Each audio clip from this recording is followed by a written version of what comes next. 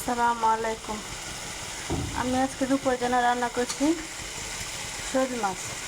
এই মাছে অনেক কাটা কাটা হলেও মাছগুলো খেতে দারুণ স্বাদ লাগে।